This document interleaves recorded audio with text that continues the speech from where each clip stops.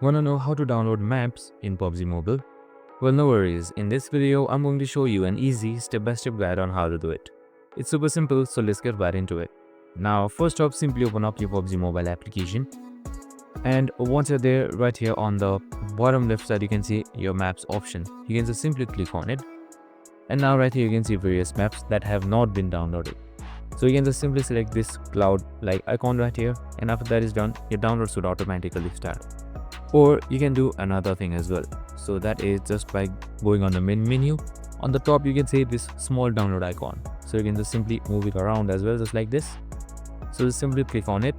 And now here you can see various download options from featured, audios. But since we want maps, here you can see maps right here.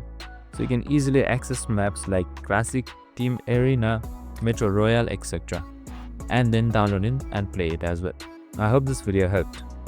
If it did, make sure to like, subscribe and tune in with us for more of these videos. See you in the next one.